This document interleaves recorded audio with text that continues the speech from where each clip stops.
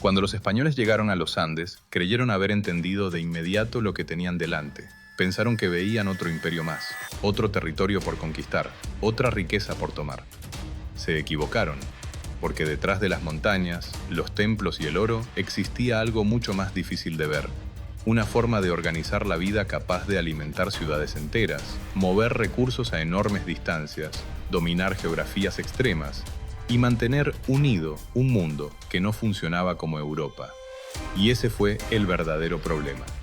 España vio muchas cosas en los Andes, menos lo más importante.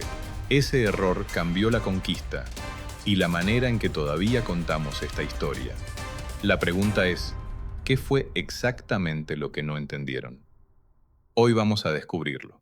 Únete a Storylab, dale like y suscríbete para seguir explorando el pasado. No llegaron a un mundo vacío. Cuando pensamos en la llegada española a los Andes, a veces imaginamos una entrada directa al corazón del Imperio Inca. Sin embargo, no fue así. La expedición de Francisco Pizarro avanzó paso a paso. Primero recorrió la costa del Pacífico, pasó por zonas del actual Ecuador, observó señales de riqueza y organización y finalmente entró por el norte del actual Perú.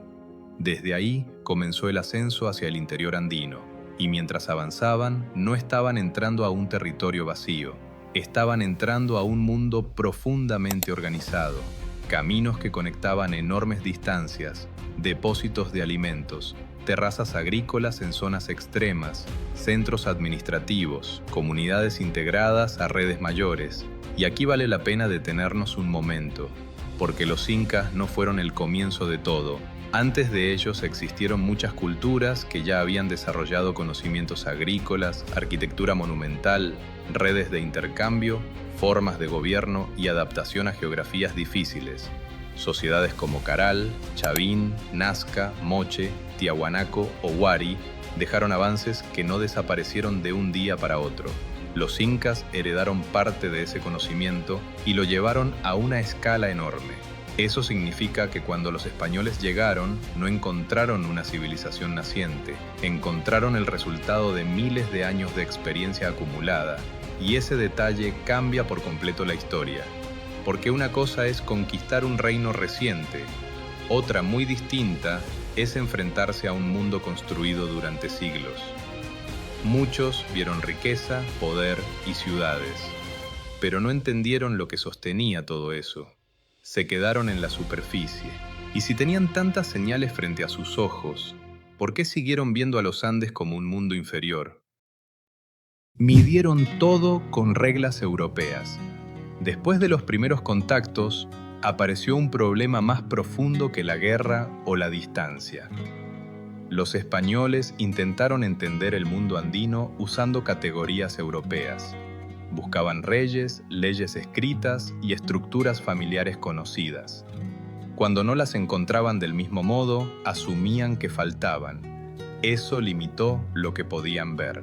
Para ellos, una sociedad poderosa debía mostrar ciertas señales reconocibles, documentos escritos, leyes formales, instituciones similares a las de Europa, jerarquías claras, propiedad definida bajo sus propias normas. Si algo no encajaba en ese modelo, muchas veces se consideraba incompleto, inferior o atrasado. Pero en los Andes muchas cosas funcionaban de otra manera. La organización no dependía solo de papeles. El trabajo colectivo tenía un rol central. Las comunidades sostenían obligaciones mutuas. La autoridad también se construía a través de relaciones sociales, reciprocidad y prestigio. No era falta de orden, era otro tipo de organización. Y este punto es clave, porque cuando una potencia extranjera no entiende cómo funciona una sociedad, empieza a tomar malas decisiones. Confunde cooperación con imposición, confunde tradición con atraso, confunde diferencias culturales con debilidad. El gran error de muchas narrativas antiguas fue pensar que solo existe una forma válida de civilización, la europea.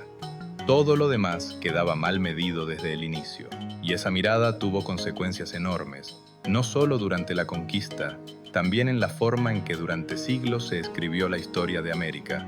Pero hubo algo más que España tampoco entendió, que en los Andes la geografía no era un problema, era una ventaja. La geografía no era un problema, era poder. Para muchos europeos del siglo XVI, los Andes parecían una barrera casi imposible, montañas inmensas, frío extremo, altura que dificultaba respirar, rutas estrechas, distancias enormes.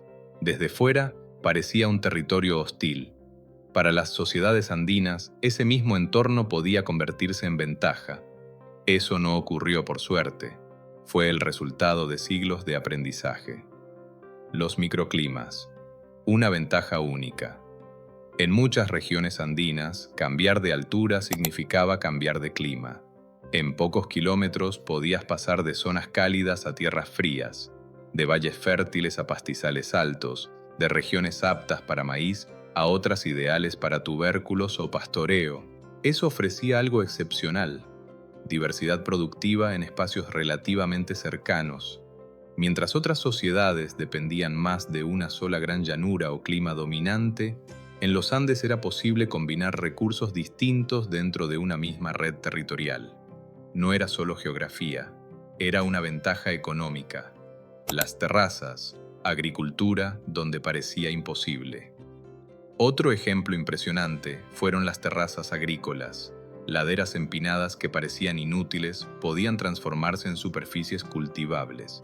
Estas estructuras ayudaban a ampliar tierras de cultivo, manejar mejor el agua, reducir erosión, aprovechar distintas alturas, estabilizar producción, es decir, no solo sembraban en la montaña, rediseñaban la montaña para producir.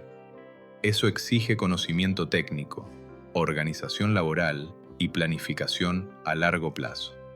El Capac Ñam, unir un mundo enorme. Pero producir no bastaba.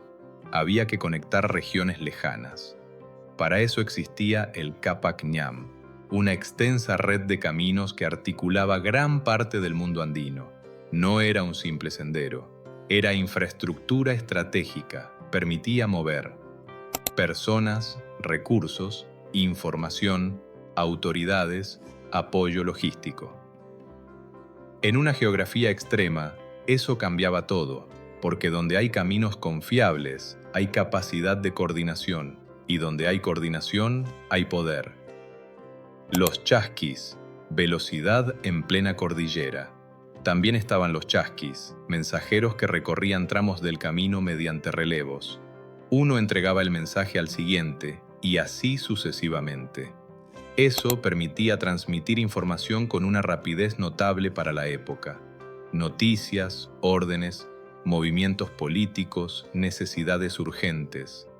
En muchos sentidos, era una red de comunicación adaptada al terreno. No dependía de tecnología moderna, dependía de diseño inteligente. Lo que España veía y lo que no veía los españoles podían ver montañas, podían ver caminos, podían ver campos cultivados, pero no siempre comprendían la magnitud de lo que tenían delante. Porque una terraza aislada impresiona. Miles de terrazas conectadas a una lógica productiva impresionan mucho más. Un camino aislado sirve. Una red continental de caminos cambia la historia. Un mensajero corriendo parece simple. Un sistema estable de comunicación en cordillera revela alto nivel de organización. Cuando España avanzó por los Andes, no entró a un territorio salvaje, entró a un entorno ya trabajado, conectado y entendido por quienes llevaban generaciones viviéndolo. Y eso daba una ventaja que no se compra ni se improvisa: conocimiento del terreno. Pero incluso controlar la geografía no explicaba el verdadero poder andino. La base de todo estaba en cómo se organizaban millones de personas. El verdadero poder no estaba en el oro, estaba en la organización. Cuando pensamos en la llegada española a América, una palabra aparece de inmediato: oro, y tiene sentido. Para la corona española, los metales preciosos significaban riqueza, prestigio, guerras financiadas y expansión imperial. El oro era visible, valioso y fácil de convertir en poder dentro del mundo europeo. En los Andes, la base del poder estaba en otra parte, no en lo que brillaba, sino en la capacidad de organizar trabajo, producir a gran escala, almacenar recursos y coordinar territorios enormes. Ese contraste fue decisivo. porque muchos conquistadores vieron tesoros, veían metales preciosos salir de templos y recintos, pero no siempre veían los campos, depósitos y redes humanas que hacían posible esa riqueza. No siempre entendieron cómo se sostenía una sociedad compleja en una geografía extrema. El trabajo como fuerza colectiva. En lugar de depender únicamente de mercados monetarios, gran parte de la vida económica andina descansaba en formas de trabajo colectivo y obligaciones compartidas. Eso permitía construir caminos, mantener terrazas, mover recursos, levantar infraestructura y responder a necesidades comunes. No era ausencia de economía, era otra lógica económica, una lógica donde la capacidad de movilizar personas y esfuerzo coordinado podía ser más decisiva que acumular monedas. Los almacenes, seguridad a gran escala. Otro elemento fundamental fueron los depósitos estatales o regionales distribuidos en distintos puntos. Allí se guardaban alimentos, textiles, herramientas y otros recursos. ¿Por qué era tan importante? Porque en un territorio enorme y con climas variables, almacenar significaba reducir riesgos, malas cosechas, emergencias, movilización de personas, campañas militares, necesidades regionales. Tener reservas podía marcar la diferencia entre estabilidad y crisis, gobernar millones sin bancos ni papel moneda. Este punto suele sorprender hoy. Estamos acostumbrados a pensar que una gran sociedad necesita dinero centralizado, bancos, burocracia moderna, sistemas financieros similares a los actuales. Pero los Andes muestran otra posibilidad histórica. Una civilización también puede coordinar enormes poblaciones mediante redes de trabajo, redistribución, infraestructura y administración adaptada a su realidad. No era inferior. Respondía a otra lógica histórica, el error de mirar solo el tesoro. Para muchos europeos, fundir oro era riqueza inmediata. Pero alterar los mecanismos que sostenían producción, logística y estabilidad podía costar mucho más que cualquier tesoro perdido, porque el metal acumulado tiene valor, pero el sistema que sostiene una sociedad vale todavía más. Pero incluso una estructura fuerte podía quebrarse si aparecía una crisis interna, y justo cuando España llegó, el mundo andino atravesaba una de las más decisivas. España llegó en el momento perfecto para dividirlos. Si los Andes tenían caminos, organización, producción y una enorme capacidad de adaptación, surge una pregunta inevitable. ¿Cómo pudo caer un sistema tan poderoso? La respuesta no está solo en las armas españolas, también está en el momento en que llegaron. Porque cuando Pizarro avanzó hacia el interior andino, el Tahuantinsuyo, nombre del estado inca, organizado en 4 grandes regiones, atravesaba una crisis profunda, una guerra interna antes de la conquista. Poco antes de la llegada española, el mundo inca había sido golpeado por una guerra civil entre 2 figuras centrales, Huáscar y Atahualpa. Ambos eran hijos de Huayna Cápac y representaban la disputa por el control del imperio tras la muerte del gobernante y la crisis sucesoria que siguió. Huáscar estaba asociado al poder de Cusco, el centro político tradicional del Tahuantinsuyo. Atahualpa, en cambio, había consolidado una base de apoyo en el norte, especialmente en la zona de Quito, junto a generales experimentados y sectores militares clave. No fue una rivalidad menor, fue una lucha por el control del mayor poder de Sudamérica en ese momento. El conflicto dividió lealtades, desgastó recursos y dejó heridas abiertas dentro del propio imperio. España no encontró un bloque totalmente unido, encontró tensiones internas que podía aprovechar. Atahualpa no recibió a extraños cualquiera, Atahualpa no llegó a Cajamarca como un líder débil. Llegó después de imponerse en esa guerra interna. Había derrotado a Huáscar, había fortalecido su posición y enfrentaba ese momento desde una posición de fuerza. Por eso, cuando aparecen los españoles, no parecían una amenaza inmediata. Podían ser extraños, aliados posibles, o un grupo menor dentro de un escenario político mucho más grande. Pero esa lectura era incompleta, porque los españoles no estaban entrando como un actor más. Buscaban algo mucho más directo, el control del poder. Cajamarca, el punto de quiebre. En Cajamarca ocurrió uno de los episodios más decisivos de la historia americana. Atahualpa llegó con confianza, no esperaba un ataque inmediato, y en cuestión de horas, todo cambió. No fue una batalla convencional, fue una captura estratégica, y ese detalle es clave, porque no destruyeron al ejército en ese momento, golpearon el centro del poder. El efecto real de la captura. La captura de Atahualpa no solo fue un hecho militar, fue un golpe político. En estructuras complejas, ciertas figuras concentran legitimidad, decisiones y capacidad de reacción. Cuando esa figura desaparece en medio de una crisis reciente, el impacto se multiplica, y eso abrió oportunidades decisivas para los españoles. El rescate. Dos mundos leyendo distinto. Después vino el rescate en oro y plata. Pero más allá de la riqueza material, ese episodio revela otra cosa. Cada lado entendía la situación de forma distinta. Para unos podía ser una negociación, para otros una etapa hacia el control total. No estaban jugando el mismo juego. Lo que España sí entendió rápido, aunque no comprendieron por completo el mundo andino, sí detectaron algo con rapidez. ¿Dónde había divisiones? ¿Qué alianzas podían hacer? ¿Qué rivalidades podían usar? ¿Dónde golpear políticamente? Resultó decisivo. Pero incluso después de capturar líderes y tomar ciudades, quedaba un problema enorme. Dominar los Andes no significaba haberlos comprendido. Conquistar no era lo mismo que comprender. La captura de Atahualpa, la entrada en Cusco y el avance español suelen presentarse como el final de la historia. Pero en realidad, ahí comenzaba una etapa mucho más difícil, porque una cosa es ganar una campaña militar, y otra muy distinta es gobernar una sociedad extensa, diversa y profundamente arraigada en sus propias formas de vida. El control no fue inmediato. Aunque los españoles lograron imponerse en centros importantes, eso no significó dominio total desde el primer momento. Había enormes distancias, regiones difíciles de controlar, resistencias locales y una población que seguía viviendo bajo muchas prácticas anteriores. La conquista política fue más rápida que la transformación social.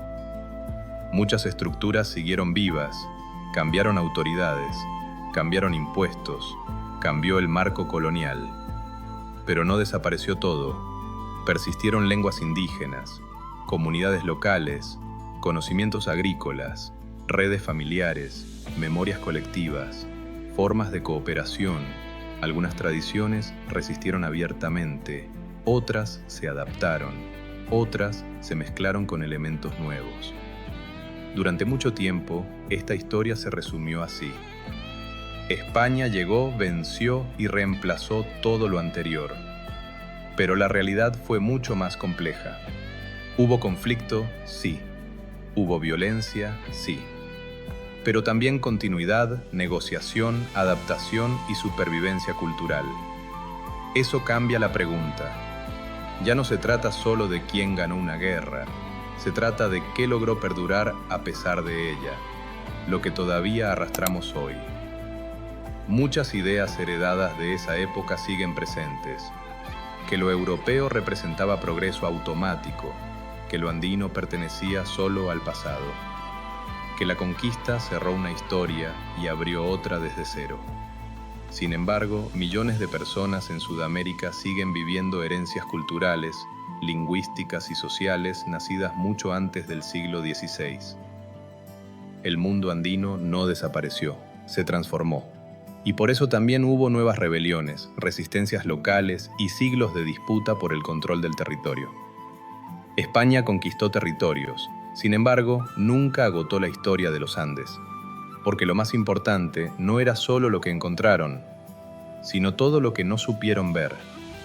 Y siglos después, seguimos descubriendo que el mundo andino fue mucho más grande, más sofisticado y más influyente de lo que durante mucho tiempo se creyó. Si te interesan estos episodios olvidados de América, suscríbete a HistoryLab porque todavía queda mucho pasado por descubrir.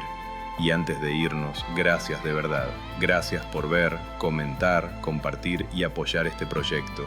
HistoryLab sigue creciendo día a día y lo estamos construyendo juntos. Nos vemos en el próximo.